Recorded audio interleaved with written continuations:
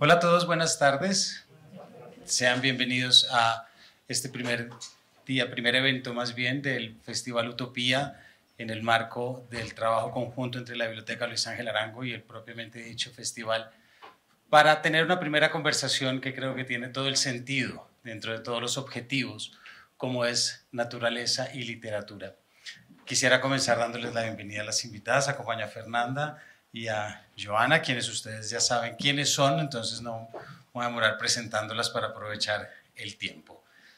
Una mesa como naturaleza y literatura creo que es muy afín porque no solamente se comparten muchos elementos desde la legibilidad de una y de otra, entre la creación de nuevas conciencias, sino también se alimentan mutuamente desde metáforas y distintas formas de comprensión. Eso lo vemos claramente en la obra de estas dos autoras. Pero antes de empezar con letras y con libros, yo quisiera preguntarles y arrancar por ahí, Fer, yo no sé si yo ya te hice esta pregunta a ti en algún momento, pero ¿cuál es la relación que ustedes tienen con la naturaleza? Tú acabas de llegar de un viaje en el que por lo menos unas fotos de unos paisajes preciosos.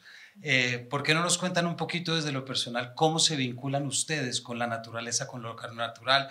¿Caminan, trotan, salen de excursión o cómo es? Y a partir de ahí ya luego podemos llegar a lo escrito, que no es más que la cristalización de una cantidad de preocupaciones y de sencillamente conciencias. No sé por dónde empezar. ¿Quieres empezar? ¿Tienes alguna anécdota clara?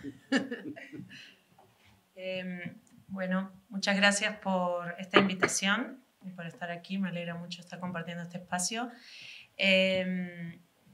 Yo creo que tengo una relación como tenemos la mayoría de nosotros, ¿no? Que es una relación compleja, porque es una relación que muchas veces viene mediada por la culpa y por, digamos, por tratar de entender, creo yo, cómo relacionarme, empezando por entender el concepto. Creo que nosotros hablamos de esto en tu podcast, en tratar de empezar por entender qué es eso que llamamos naturaleza y empezar cuestionando el simple hecho de que cada vez que decimos la naturaleza, evidentemente no nos incluye. Está en el lenguaje, desde el lenguaje, esa separación, ¿no? Entonces, sí, yo ahora estuve en una residencia de escritores, en un lugar muy alejado, muy agreste, realmente muy interesante de poder sumergirme en ese entorno. Y sí llevo muchos años, desde que empecé a escribir Mugre Rosa, tratando de irme a esos lugares a escribir para, de alguna manera, permitir que esas experiencias informen la escritura, ¿no? Igual no dejo de ser una persona de ciudad tratando de entender qué es esto que llamamos naturaleza. Antes de contestar, claro, decir que estoy muy contenta por estar acá con ustedes y agradecer todos los que posibilitaron ese viaje que para mí ya está un poco largo porque estuve todo julio en Colombia, y un agradecimiento especial al Banco de la República, a la biblioteca y a todos en Festival Utopía. Y esa pregunta es central, claro, porque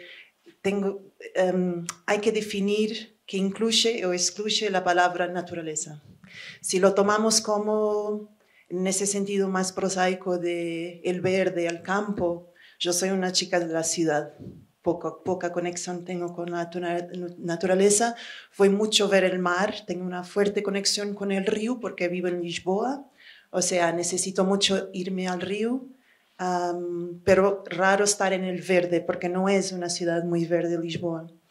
Pero, y creo que en mi trabajo, en mi escritura, busco mucho esa frontera, esa posibilidad de las palabras se ampliaren, si consideramos la continuidad cuerpo humano, cuerpo terrestre, yo soy naturaleza. O sea, me estás preguntando qué ligación yo tengo con mi cuerpo, con los ritmos de mi cuerpo, con la comida que como. Y eso ahí ya es todo un tema más amplio. O sea, en una definición muy simple, soy una chica de ciudad. Pero, por ejemplo, acá, antes de ir a Bogotá, estuve ahí en el Caribe y pasan cosas graciosas. Hizo esos senderos de Tayrona o de Minca. Y claro, me doy cuenta que no estoy lista para el silvestre, ¿no? Y es una broma a una ecologista, a una escritora que está ahí escribiendo mucho sobre la naturaleza y se ve solita allí en la selva y me escuché los monos ayudadores y me pensé que el jaguar. No, me voy a morir acá. No, pensé que, o sea, no tengo ni preparación para estar ahí con la fuerza que es la naturaleza de ese lugar. Por eso también es una forma de contestar. Claro, claro. Perdón, pero quiero dialogar. Eso me encanta porque en realidad, bueno, yo tuve esa experiencia cuando por primera vez en 2015 que llegué a Colombia, me llevaron al páramo y descubrir por qué le llamamos páramo al páramo fue fuerte también porque fue una experiencia muy hostil. Pero a mí me parece muy interesante el hecho de descubrir y de constatar, porque ya lo deberíamos saber, pero de constatar con el cuerpo lo vulnerable que es el cuerpo de los humanos en estos entornos, porque me parece que permite, que es un gran aprendizaje, porque permite entender, en parte, sacarnos de ese lugar de dominación y de creencia de superioridad, claro, porque vivimos en entornos amables para el ser humano, que son las ciudades, que encima creemos que no son amables, pero sí lo son, porque nos resguardan y la temperatura y esto y lo otro, y tenemos acceso a la comida y es ir ahí, cuando en realidad entenderte como un cuerpo más vulnerable en un espacio silvestre, creo que nos devuelve a nuestro verdadero tamaño. Me parece interesante eso. Yo vi un documental de huracanes, por ejemplo, creo que esto era en la Florida, en el que había una pequeña isla con una población de no sé, calculada sobre 200 monos o algo parecido, y pasó un gran huracán y después llegaron todos los biólogos preocupados porque dijeron se perdió la población y estaban convencidos que era así. Y a los 4 días aparecieron todos los monos de nuevo. ¿Me explico? Pero de que toda la devastación era humana, siempre lo animal tiene mayores recursos que uno, evidentemente, por esa separación en la que vivimos. Y quiero quedarme un poco con esta respuesta que creo que muchos acá vamos a compartir, de que somos de la ciudad. Pensémoslo ahora desde...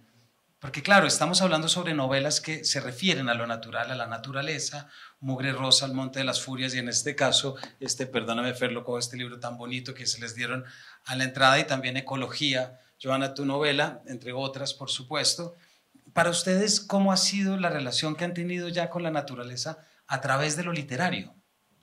Porque claro, hablábamos ahorita sobre lo que es el desierto, lo que puede ser una novela que transcurre en el desierto polar, a la que creo que nunca voy a ir, me encantaría, pero no sé si tengo la resistencia, como tú dices, del páramo, ¿no? ¿Hay alguna novela o hay alguna instancia narrativa que ustedes, con la que se hayan relacionado, no necesariamente para escribir sus novelas, ¿no? Pero que les haya funcionado como una forma de acceso o de mejorar la mirada sobre todo aquello que la ciudad no nos da o no nos ha dado, digámoslo así?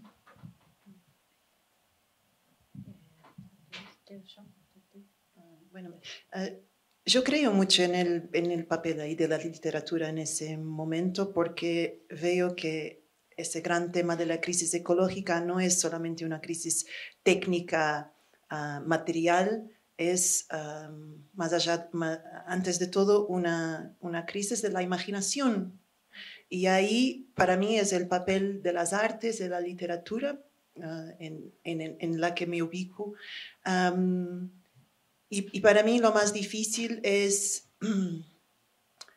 lograr que un texto movilice, o sea, provoque esa mutación afectiva de conciencia, de empatía, sin moralizar.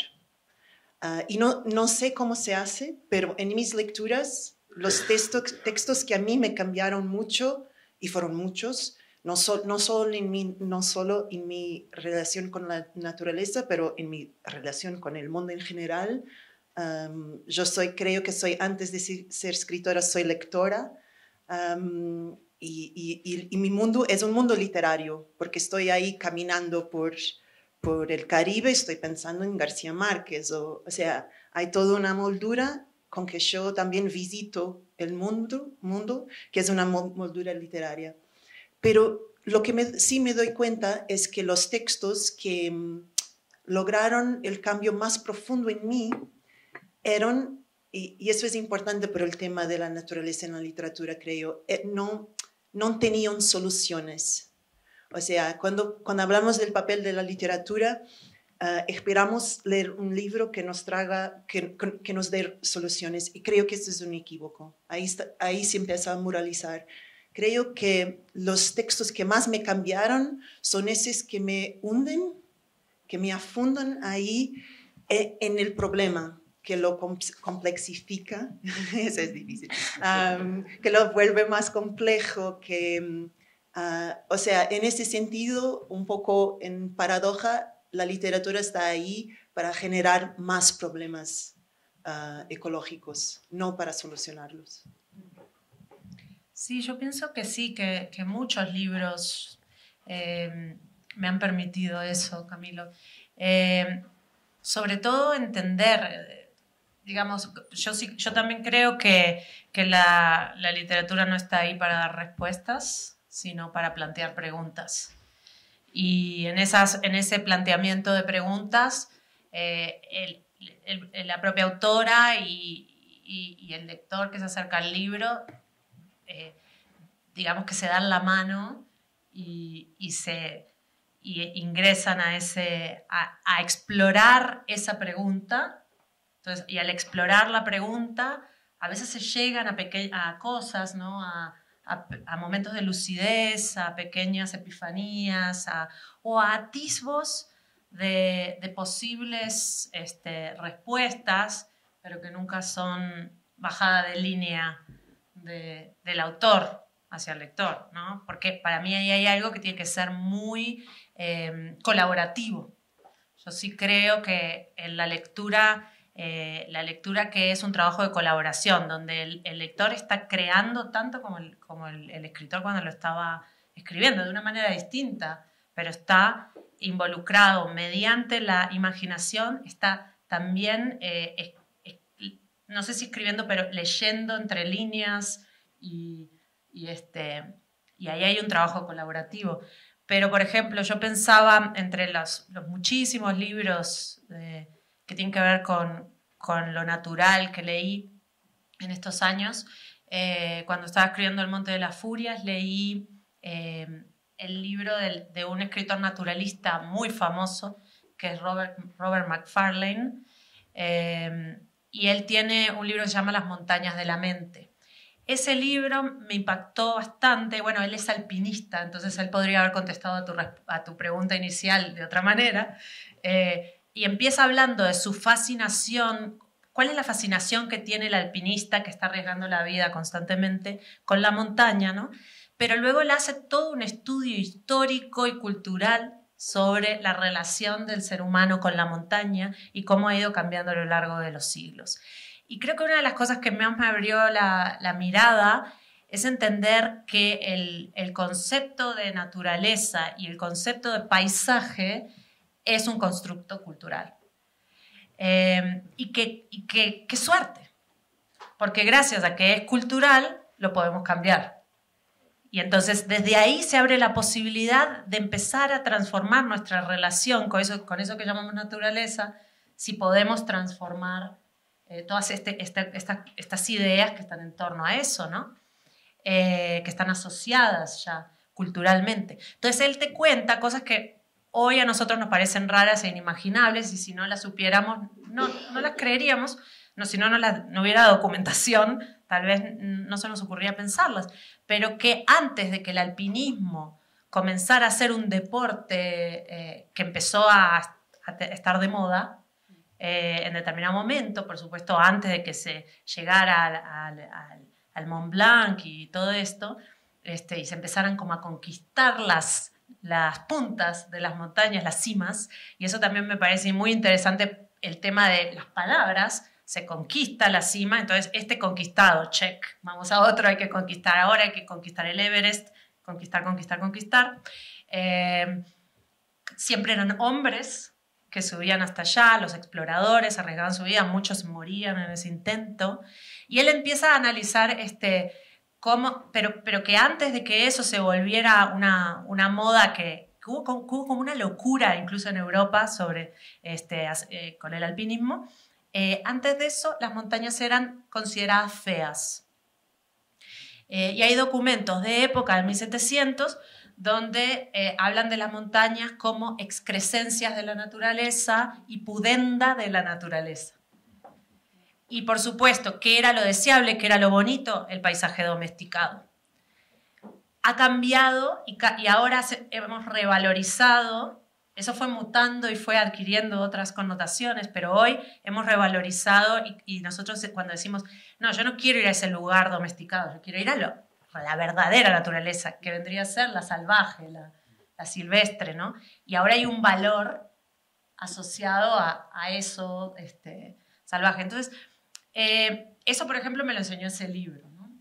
Y otros libros me enseñaron otras cosas que cambiaron mi manera de mirar. Entonces ya no miro las distintas formas de la naturaleza y pienso que esto es inmutable, que la manera en que yo me siento en relación a eso es inmutable. Ahora pienso, pero podría ser de otra. En un siglo, en 2 siglos, en 3 siglos, ¿cómo va a ser? ¿Cómo podemos transformar todo el vocabulario alrededor de la naturaleza? Y a partir del lenguaje, creo yo, se cambia realidad. Ahorita vamos a llegar al lenguaje, pues porque ecología tiene un tema muy particular, pero quisiera retomar algo. Y tiene que ver, Fer, tú ahorita al comienzo cuando pregunté por la naturaleza decías, claro, uno siente la culpa, ¿verdad? ¿Cuánto hemos hecho? Pero hay otro que es el miedo, porque ya está el término acuñado de lo que es la ansiedad ecológica, ¿no? Yo la primera vez que leí el término dije, no sé qué es, pero lo tengo. Lo tengo inmediatamente. Estaba con mi familia, estábamos en la Sierra Nevada, hubo unas tormentas que el río se inundó y tocó salir con los 3 hijos en mitad de la noche por el río. Pregúntame si quise volver a oír llover. Evidentemente se me alteraba absolutamente todo. Y ahí hay un principio, me parece, que tiene que ver con algo que estamos hablando acá, que es con lo distópico, ¿cierto? Y con las voluntades de una obra literaria, sea para ayudar a ver mejor o para ayudar a ver lo que no se ha visto o ayudar a ver lo que permanece todavía absolutamente oculto. ¿Ustedes sienten alguna tensión en sus obras frente a cómo les gustaría que sea esa respuesta del lector? Es decir, ¿se busca la esperanza o se busca la simulación de la desesperanza como un método precisamente de cambiar perspectivas? Frente a eso, ¿hay algún propósito o algún impulso narrativo que les haya surgido en algún momento? Si quieres arrancamos con Joana. Es que no sé si comprendí totalmente, pero en ese tema que decía que es peligroso ir por la solución, textos que te contesten o que Sí, exactamente. También para mí es peligroso escribir procurando un efecto en el lector. O sea, intento o al máximo no sentarme a escribir para generar esperanza o para cambiar la mentalidad del lector. O sea, ni siquiera me imagino que tenga ese poder. O sea, estoy como antes de eso, de ese lado, hundida en el problema, o sea, repito un poco el imagen, y intentando cambiarme también a mí misma, ¿no? intentando, o sea, no sé si comprendí muy bien la pregunta, pero lo que puedo decir es que evito esa idea de voy a generar en el lector X, porque creo que así no sé, no puede ser peligroso para el texto. Sí, sí, lo mismo, exactamente. No me siento en posición de poder ni hablar de esperanza ni de desesperanza, en el sentido de que no tengo, no sé, estoy en el ojo del huracán, ¿sí? Estoy en el mismo, estamos todos en el mismo barco, no sabemos. Lo que trato de alguna manera, bueno, por ejemplo, en Mugre Rosa era más como colectivizar la angustia, ¿sí? Por lo menos la voy a compartir. El Monte de las Furias es diferente, tiene como otro horizonte utópico, pienso, pero sí, no tengo certezas y exacto, estoy en la... Creo que sería muy difícil poder dar ninguna respuesta porque para poder darlas hay que tenerlas y no creo tener las respuestas, ¿no? Como no creo que nadie las pueda tener en este momento.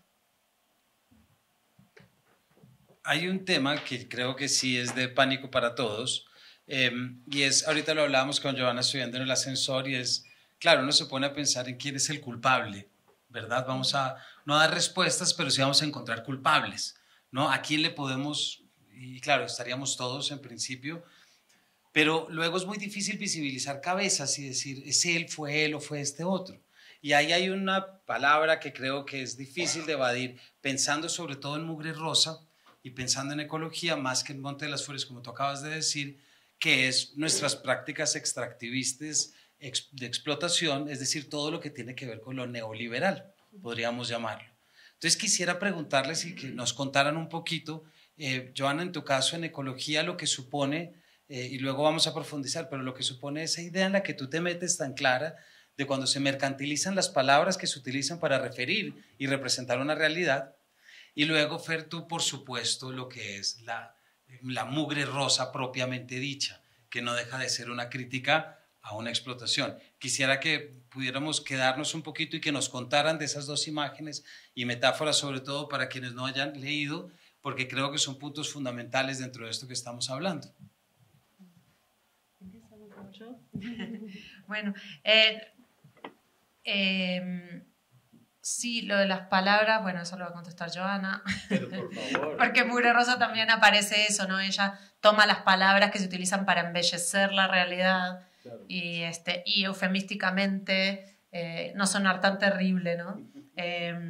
Y eso es lo que hace la publicidad, el marketing, el Estado, o sea, muchas partes del sistema agarran la realidad y le maquillan con palabras, cambiando las palabras que se utilizan, y eso permite o vender lo mismo pero con otro nombre o digerirlo mejor y que no genere escándalo en la opinión pública, ¿no? Y eso es lo que pasó con la mugre rosa, que es una palabra, una expresión que viene del inglés pink slime, que en inglés eso lo acuñó una cadena de noticias, esa expresión la acuñó una cadena de noticias que se refería a un alimento ultraprocesado donde se agarraban todos los desechos de los animales, todo eso que no servía para hacer cortes de carne y venderlos como carne bien, y eso pasaba por un proceso químico impresionante que incluía desinfección con amoníaco, con un gas de amoníaco, y eso se apachurraba, quedaba como una masa rosada, y eso se metía para rellenar hamburguesas, para rellenar nuggets, para rellenar cosas que se le daban a los niños en las escuelas.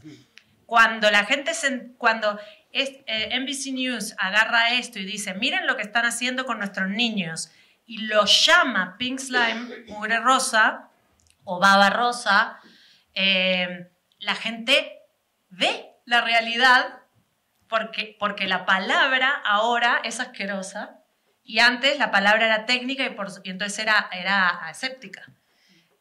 Y ahí se genera toda la controversia que lleva finalmente a una demanda millonaria de la industria a esta cadena de noticias porque les destruyó el negocio, básicamente. Pero al final estaban peleando, no por si el producto era bueno, malo, sano o insano. Estaban peleando por la palabra. Era una batalla legal por la palabra. ¿Sí? No la llames así porque no la conviene. Entonces, eso es muy interesante. Me parece que otra vez acá estamos ante la importancia del lenguaje para crear y transformar la realidad. Sí, yo no soy de me acuerdo la pregunta original. Nos quedamos con las palabras. Sí, también veo que en todos esos textos contemporáneos sobre la crisis ecológica y nuestra relación con la naturaleza, los autores, las autoras se quedan mucho con las palabras, con el tema del lenguaje, porque, como ya dijo Fernanda, la forma como hablamos cambia el mundo, ¿no?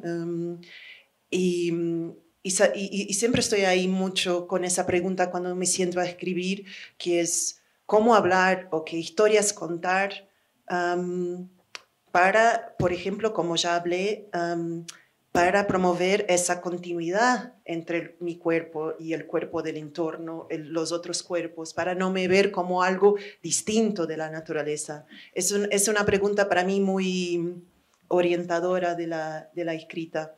Pero ecología, esa novela distópica que escribí en el 2000, o publiqué en el 2018, pero escribí muchos años antes, me llevó un montón de tiempo porque tuve que investigar en tecnología, lenguaje, en un montón de cosas.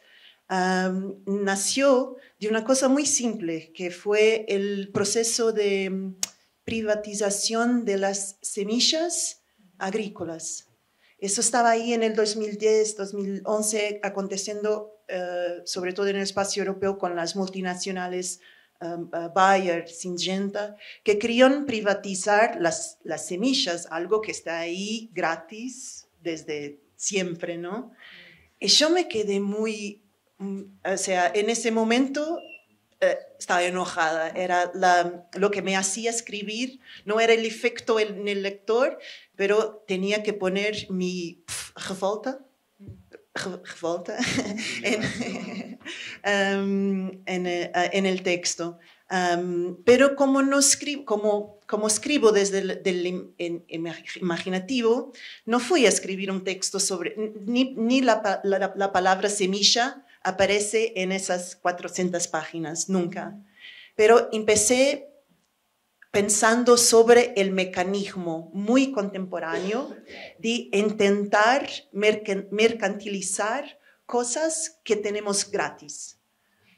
O sea, el aire, los pensamientos, los sueños, la amistad, nuestro tiempo libre, nuestra identidad, nuestra imagen, o sea, todos procesos que son intangibles, que son nuestros del íntimo y que el actual sistema, claro, galopando, quiere más y más mercados. O sea, uno puede generar nuevos mercados por innovación, o sea, creando nuevos productos, o pegando en algo que siempre existió ahí, no es un nuevo producto, es gratis y diciendo, ahora lo pagas. Pero, y ese segundo mecanismo es lo que empezó, fue lo que the spark, o sea, de ahí viene la chispa, gracias, la chispa para ecología. En un día estaba leyendo sobre la privatización del genoma humano, del ADN, que es un gran mercado del futuro, en que vamos a pagar para tener un hijo de ojos azules o sin el síndrome X, y va a ser un gran mercado que viene de una cosa muy linda, muy interesante, que es el mapeamiento de ese lenguaje, que es el ADN. Y la parangona, o sea, el título, era crítico, claro. Sobre eso, están privatizando el lenguaje de la vida, y era sobre el ADN. Pero en ese momento tuve ese eureka moment y me pensé, ¿y si estuvieron privatizando el lenguaje propio?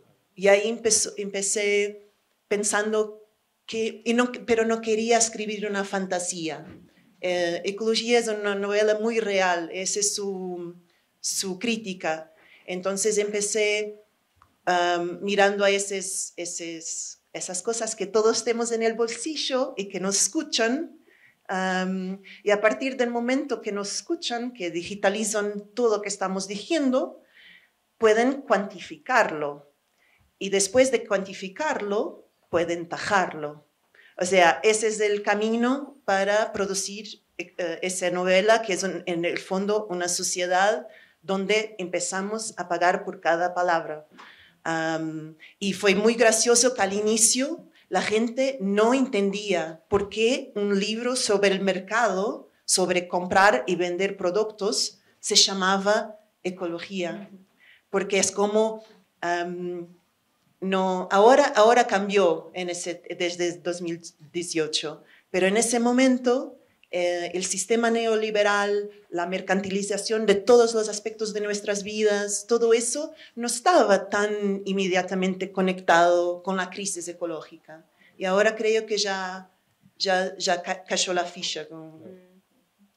Hay un tema aquí que les quiero preguntar y creo que a muchos nos puede llamar la atención, y es, claro, el neoliberalismo se traga todo y todo lo mercantiliza. Incluso, y ahí yo creo que está gran parte de lo que tú dices, mercantiliza las narrativas del yo, narrativiza, vuelve producto, es que eso es a lo que voy exactamente, mercantiliza el feminismo, mercantiliza la revolución medioambiental, mercantiliza la lucha por los indígenas, todo se termina convirtiendo en una app o en una muestra del mercado, porque Instagram, no sé si les pasa, uno busca una cosa y luego recibe 50 cursos para volverse un experto en 4 días. O sea, a mí me han llegado cosas de volverme coach neurocientífico en 3 días, y así puede ser un coach en feminismo, etcétera, etcétera. ¿Ustedes creen que habría un temor o que estamos ya frente a una especie de mercantilización de lo que supone la preocupación por la naturaleza, específicamente derivada de lo literario?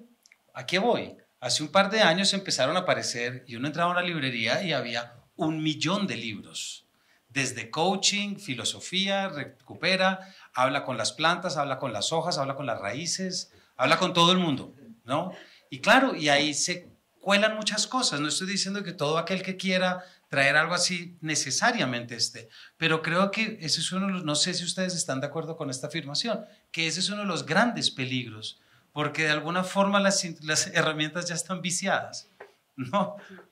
Como que ya el lenguaje está viciado, como tú decías, Fer, y si el lenguaje está viciado y las estrategias de lucha están viciadas, no quiero que nos digan entonces qué hacer, porque pues es preguntar lo heroico, pero creo que ahí hay un tema que la literatura, al no contestar, sino preguntar, cumple con un papel muy importante.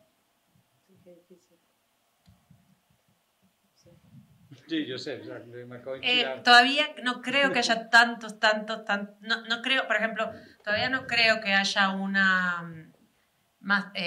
público masivo interesado en leer cosas, literatura de naturaleza, como vimos en un momento más con el tema de maternidades, por ejemplo, que creo que sí se observó mucho más, sí, como un craze, ¿no? Como una locura, ¿sí? Todavía, pero podemos estar yendo en esa dirección. Pero eso es algo que nosotras, las autoras, no podemos controlar, no podemos manejar, ¿no? Entonces, ahí lo que se trata, siempre quienes formamos parte del sistema, tenemos que encontrar los pliegues, dobleces y grietas del sistema y trabajar, y quienes, si estamos acá es que estamos dentro del sistema, pero sí se pueden hacer cosas desde ahí adentro.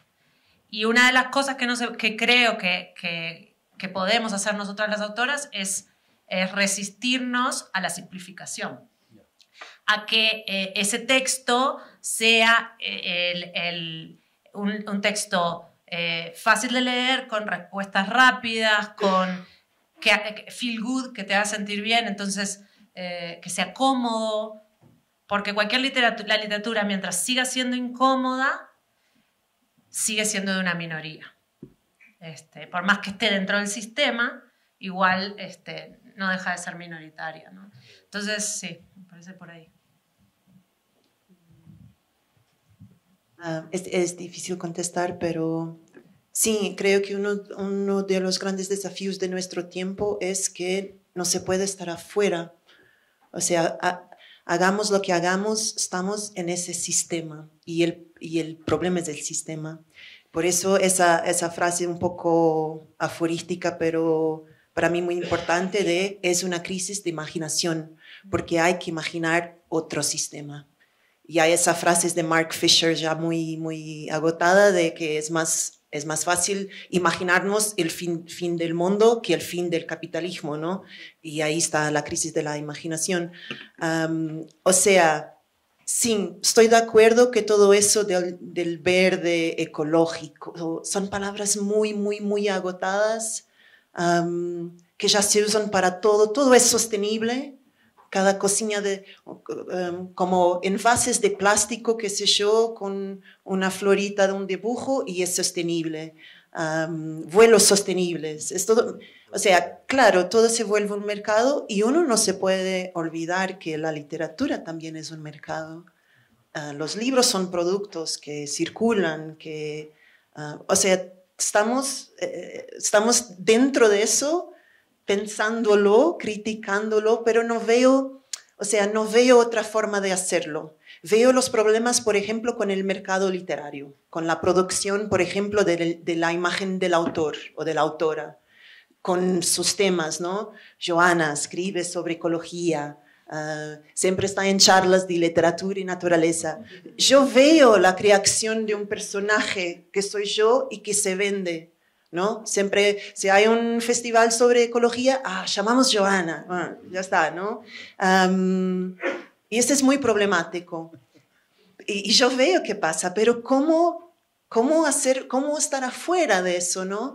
Y de acuerdo con todo lo que Fernanda dijo, o sea, evitar la simplificación, complexificar, ir a los lugares e intentar la multiplicidad de historias, no sé, intentar el cambio desde adentro, porque no hay una afuera. No puedo decir, no, ese sistema a mí no, yo escribo, pero no hago parte de ese mundo literario. No sé hacer eso, porque si hago eso, no estoy acá con ustedes, ¿no? No vengo acá, no vos conozco, no hablamos de textos, no conozco a Fernanda, no. Entonces, prefiero pagar esa paradoja, esa contradicción de hago parte del mercado con todos sus problemas y seguir con las charlas, las conexiones, el colectivo. Porque eso va a añadir esa idea, porque Fernanda trajo ese tema muy esencial de la culpa. Y la culpa está ligada al individualismo. Porque una fuerza de ese sistema es que nos pone a todos a creer que tenemos de solucionarlo todo desde el individuo. Yo tomé un vuelo largo hacia Colombia, ¿no? Ya no soy una ecologista, estoy en el avión, ¿no? Y creo que, bueno, claro que hay que mirar a qué hacemos y no hacemos, pero creo que las soluciones están más en el plan del colectivo. Yo solita no voy a cambiar nada. Tengo una última pregunta puntual para luego aprovechar preguntas del público si tienen. Claro, no somos y ustedes no son ni videntes ni oráculos, ¿verdad? Entonces no, pero a mí me llamó mucho la atención Bill Gates en un documental que está en Netflix habla que para él la evolución de la inteligencia artificial es una gran esperanza para el cambio climático. Puede hacer un extra calentamiento cuando todo el mundo manda sus fotos a cambiar por el estudio Ghibli, por ejemplo. Pero quisiera preguntarles y cerrar con eso. ¿Ustedes consideran, queda esperanza con los avances tecnológicos o definitivamente apague y vámonos? Te lo pregunto, Fer, porque las mejores respuestas que yo he recibido en 330 capítulos ya de Paredro fue cuando te pregunté a ti por la coincidencia entre el COVID y Mugre Rosa y tú me decías, no, es que yo ya me venía esperando una pandemia. Entonces quiero ver si de pronto hay algo de este sentido augural de la escritura que permita de pronto vislumbrar o ver algo más allá, porque de pronto no todo es distópico, y haciendo homenaje un poco al nombre del festival. No sé. Vos me estás preguntando si la inteligencia artificial va a salvar el mundo. Mirá la pregunta que me haces. No sé, sería supremamente paradójico que eso ocurriera, ¿no? Como en el anca de un piojo salvados por la inteligencia artificial. Si la inteligencia artificial salva el mundo de la crisis climática, yo creo que podemos decir que se merecen entonces dominar el mundo y que demos un paso al costado. No sé. A mí me da mucha ilusión porque también veo que cosas muy lindas pueden pasar, pero con esos cambios tecnológicos que siempre traen muchas consecuencias negativas y positivas. Las negativas son más fáciles de profetizar porque en un sistema como el nuestro se va a mercantilizar todo eso y se van a agudizar las diferencias económicas, sociales, o sea, se va a volver todo más difícil. Creo que es lo que nos va a llevar la inteligencia artificial, como la estamos planteando ahora, que es súper wild y es un faroeste, ¿no? Está ahí tomando cuenta de todo, de los procesos creativos, de nuestra forma de hacer terapia, qué sé yo, todo eso. Y creo que va a ser muy rápido y hacer muchos daños. Pero también creo que va a ser muy lindo, porque en formas que ahí es más difícil de imaginar, porque nos va a obligar, a forzar a irse más allá del humano. O sea, siempre, como por ejemplo, cuando la fotografía vino, se pensaba que era el final de la pintura, pero no. La fotografía reemplazó muchos retratistas, pero que vinieron todas las vanguardias. O sea, tuvimos de descubrir un nuevo territorio para nuestra creatividad, porque la fotografía ya lo hacía, ya está, ¿no? Y es un poco para mí donde voy, o la metáfora para, claro, ChatGPT y todo eso nos vaya a reemplazar en un montón de dimensiones y nosotros vamos a tener que dar un salto más allá para otro lugar y ocupar un sitio que yo todavía no puedo imaginar. Pero una cosa que me gusta mucho sobre este tema del humano, no humano, que por ejemplo acá en los museos del oro siempre encuentro mucho ahí en las cosmovisiones amerindias, que es esa relación que para mí es tan hermosa entre humanos, animales, rocas, la montaña, que son todos seres, entidades. Y cuando empezamos a hacer terapia con ChatGPT o a esas otras entidades inteligentes no humanas, puede ser que cambie también nuestra forma de nos relacionarnos con el no humano de la máquina y eso abra un espectro para el no humano animal o el otro no humano. Puede pasar, por ejemplo, no sé. Muy bonito. Bueno, saltamos ya y con esto solamente cerrar. Cuando ustedes lean este libro van a ver el primer diálogo entre personajes en que vuelve a preguntarse por esa conexión que tenemos con el entorno y con el paisaje, y ya lo verán acá. Tenemos unos minutos todavía para preguntas, creo que tenemos 7 minutos para preguntas, ¿cierto? No sé si alguien del público quiere, por allá tenemos la primera.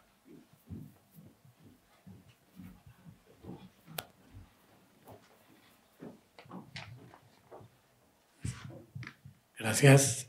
Buenas tardes, Joana, Fernanda y Camilo.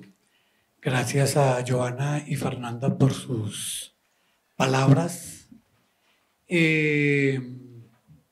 no he leído la obra de ustedes, pero sí hay un tema que sí me llama la atención, y es el tema de la relación entre literatura, naturaleza y poder o política,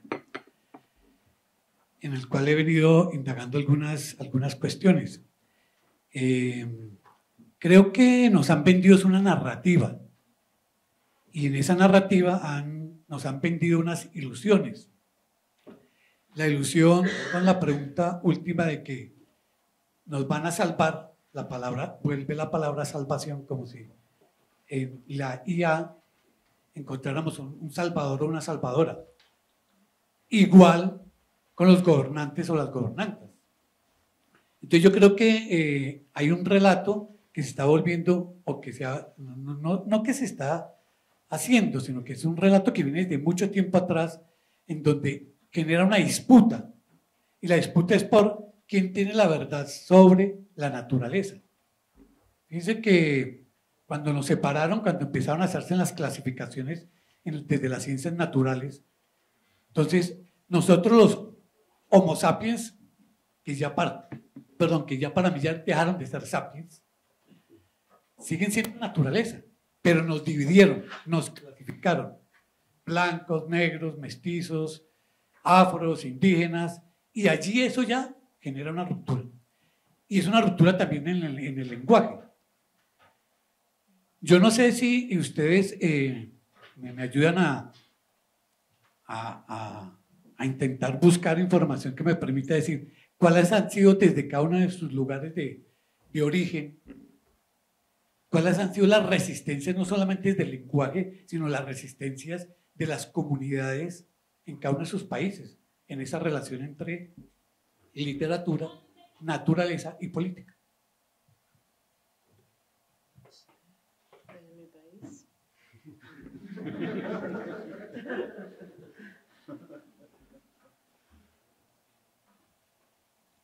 No sé. Yo no sabría decirte, la verdad. Así, tener un ejemplo de una resistencia que esté viniendo de mi país o mi región,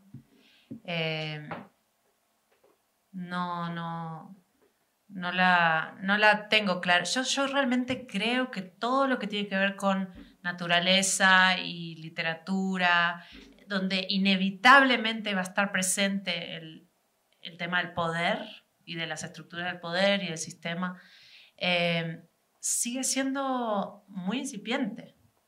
Sigue siendo realmente muy incipiente. Es cierto que podemos encontrar más ejemplos que antes, pero igual dentro de todo hay que buscar.